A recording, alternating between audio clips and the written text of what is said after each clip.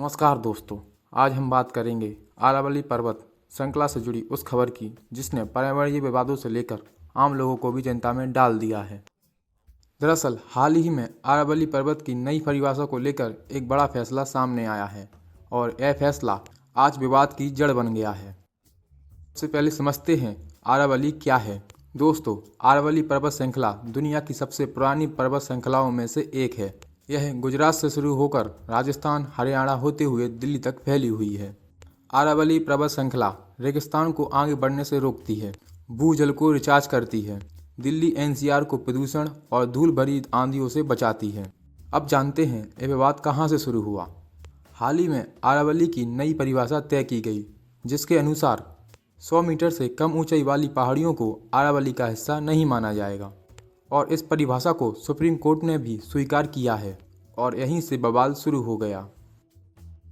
पर्यावरण विशेषज्ञों और सामाजिक संगठनों का कहना है कि अरावली की ज़्यादातर पहाड़ियां 100 मीटर से कम ऊंची हैं। इसका मतलब यह हुआ कि अरावली का बड़ा हिस्सा अब कानूनी संरक्षण से बाहर हो जाएगा। इसके बाद खनन बढ़ेगा, जंगल कटेंगे और कंक्रीट का जंगल खड़ा होगा, भूजल स्तर तेजी से गिरेगा।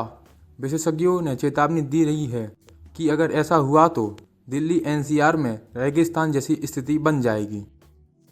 कहां कहां हो रहा इसका विरोध। इस फैसले के खिलाफ राजस्थान, हरियाणा, दिल्ली एनसीआर में विरोध प्रदर्शन हो रहे हैं। सोशल मीडिया पर #SaveAravali, #AravaliUnderTreat जैसे ट्रेंड चल रहे हैं। आदिवासी समुदाय और स्थानीय लोग भी कह रहे हैं कि अरावली सिर्फ पहाड़ ही नहीं, उनका जीवन है। दोस्तों, अब जानते हैं सरकार और अदालत का पक्ष क्या है। सरकार का कहना है कि पहले अरावली को कोई स्पष्ट परिभाषा नहीं थी। अलग अलग राज्यों में अलग अलग नियम थे, इसलिए एक समान परिभाषा जरूरी थी।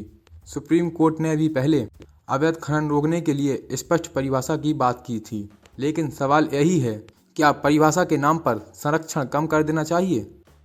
पर्यावरणविद मांग कर रहे हैं कि ऊंचाई के बजाय भौगोलिक और पारिस्थितिक आधार पर अरावली को परिभाषित किया जाए और अरावली को पूरी तरह संरक्षित क्षेत्र घोषित किया जाए, क्योंकि अगर अरावली बचेगी तभी पानी बचेगा, तभी हवाएं साफ रहेंगी, तभी आने वाली पीढ़ियां सुरक्षित रहेंगी।